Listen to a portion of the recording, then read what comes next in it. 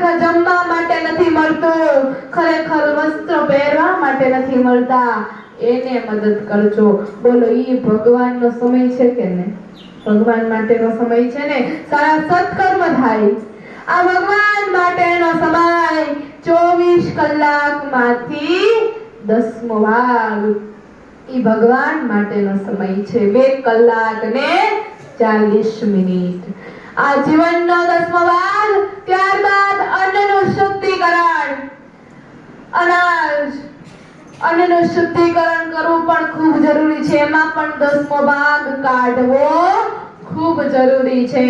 અન્નનું શુદ્ધિકરણનું પ્રથમ સ્ટેપ, પહેલું પગલું.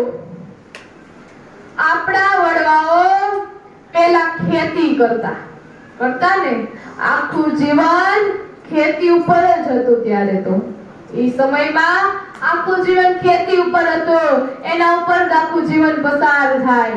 એટલે પેલા ખેતી કરતા. તો ખેતી કરે ને ત્યારે ખડું લેવામાં આવતું. એ ખડું લેવામાં આવે ને, કાપણી બાદ ખડું લેવાતું.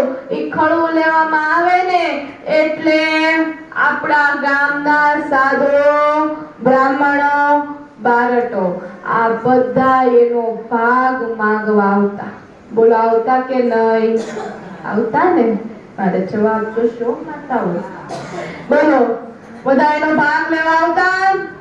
એનો ભાગ લેવા આવતા અને આપણે એનો ભાગ એને આપતા. આ અન્નનું શુદ્ધિકરણ થયું. અન્નનું શુદ્ધિકરણ થઈ ગયું. આ અન્નનું શુદ્ધિકરણનું પહેલું પગલું. ત્યારબાદ બીજો સ્ટેપ, બીજું પગલું. આપણા ખેતરમાં ઘઉં વાવ્યું હોય તો ઘઉં, અનાજમાં ચોખા વાવ્યા હોય તો ચોખા, જુવાર, બાજરી જે કઈ વાવ્યું હોય ને ઈ ત્યારે ઈ સમયમાં એને સંગ્રહ કરવાના ઘરમાં કોઠારો હતા. કોઠારો હતા ને, ઈ કોઠારો હતા. અને ત્યારે સોંડલો અને સોંડલીના માપ. બોલો, જૂના એ બેઠા છો ને બધા, તો બોલો, સોંડલો અને સોંડલીના માપ હતા ને. ઈ સોંડલો અને સોંડલીના માપમાં આપણે અનાજ ભરીને જતા અને પછી ગામનું શિવ મંદિર કે ચોરો, માતાજીનું મંદિર, જે કોઈ ભગવાનનું મંદિર હોય ને ત્યાં ભગવાનને પહેલા અર્પણ કરતા. ભગવાનને અર્પણ થાય એટલે પૂજારી એક મુઠ્ઠી લઈ અને આપણા પાત્રમાં નાખતા. બોલો, એના આજ કેટલા સમય ચાલતો? 12 મહિના નીકળી જતા. આ અન્નનું શુદ્ધિકરણનું બીજું પગલું, બીજો સ્ટેપ. ત્યારબાદ ત્રીજું પગલું, ત્રીજો સ્ટેપ. આપણે ઘરમાં બપોરનો સમય થાય એટલે ગામમાં રિવાજ હતો રામ રોટી. બ્રાહ્મણો, સાધુ, બારટો આ બધા રામ રોટી લેવા આવતા. એ રામ રોટી લેવા આવતા અને ત્યારે આપણા ઘરમાં માતાઓ સૂકો રોટલો ને છાશ હોય ને ઈ આપવામાં આવતો. અને જો મીઠાઈઓ વાનગી બની હોય ને તો ઈ આપવામાં આવતું. બોલો, આવતું કે નહીં? રામ રોટી હતી ને, એ રામ રોટી લઈ જાય પછી જ આપણે બધા જમવા માટે બેસતા. પાટલો નખાઈ જાય, પાટલા ઉપર રોટલા થપ્પા લાગી જાય અને 2 ભાઈ હોય તો 2 અને 5 ભાઈ હોય તો 5 ફરતા બેસી જતા અને આનંદથી બોલો એ લોકો જમતા, આનંદ લૂંટતા. ત્યાં લડાઈ ઝઘડા હતા નહોતા ને, આનંદથી જીવન પસાર કરતા હતા. એનું ડાઇનિંગ ટેબલ હતું, ત્યાંની મીટિંગો થતી. હતી કે કયા ભાઈને કાલે કયા ખેતરનું કામ કરવાનું, કયા ભાઈને આ પ્રસંગમાં જવાનું, કયા ભાઈને બીજા ખેતરનું કામ કરવાનું. આ બધું ત્યાં બેઠા બેઠા નક્કી થતું. અને ભાઈઓ આનંદથી ખુશથી રહેતા હતા. વાલા, એવી પરિસ્થિતિ હતી તોય આનંદથી રહેતા હતા. બોલો, અત્યારે આપણે એવી પરિસ્થિતિ છે? ભગવાને બધું આપ્યું ને, કોઈ વાતની કમી રહેવા દીધી, તોય ઘરમાં શાંતિ નથી મળતી. લડાઈ ઝઘડા, બસ ઈ જ છે ને. આ યુગ પ્રભાવ કળિયુગ છે. આપણે 10મો ભાગ કાઢતા ભૂલી ગયા છીએ. કળિયુગનો પ્રભાવ. એવી પરિસ્થિતિ હતી કે એવી પરિસ્થિતિ આપણે અત્યારે નથી. બોલો, બધાયના કબાટમાં કપડાના થપ્પા લાગી ગયા કે નહીં? લાગી ગયા ને. કપડાના થપ્પા લાગી ગયા, કોઈ વાતની કમી ના રહેવા દીધી ને ભગવાને.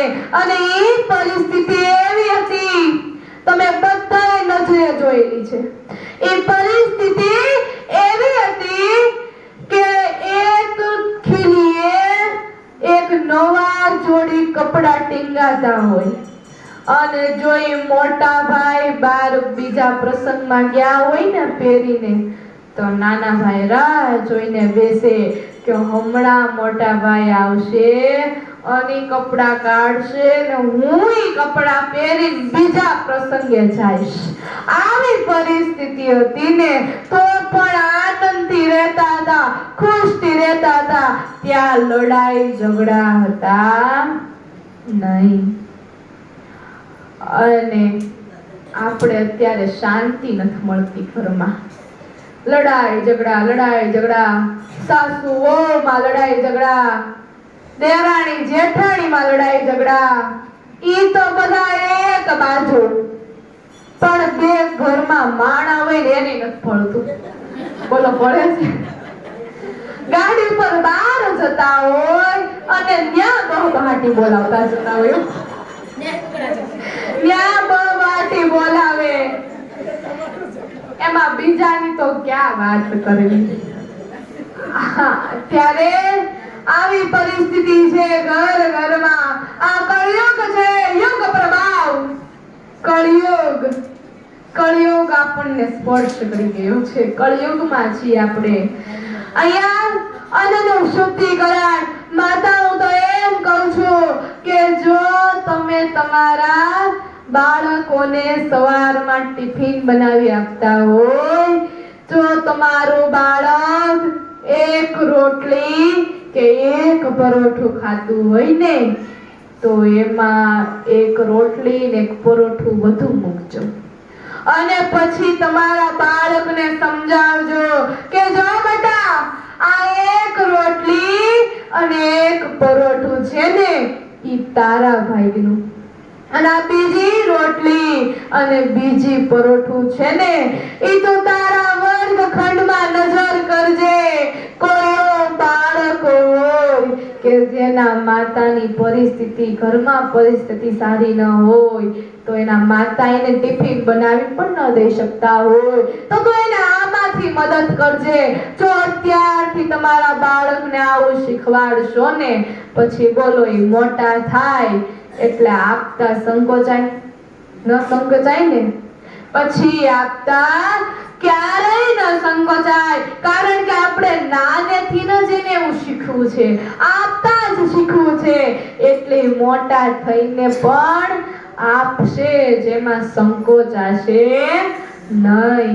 જ્યાં સુધી ઘરમાં નાના બાળકો હોય ને વાલા, ત્યાં સુધી ઘરનું વાતાવરણ જ એવું બનાવવાનું કે બાળકો સુંદર સંસ્કારી બને, સુશીલ બને. એવું વાતાવરણ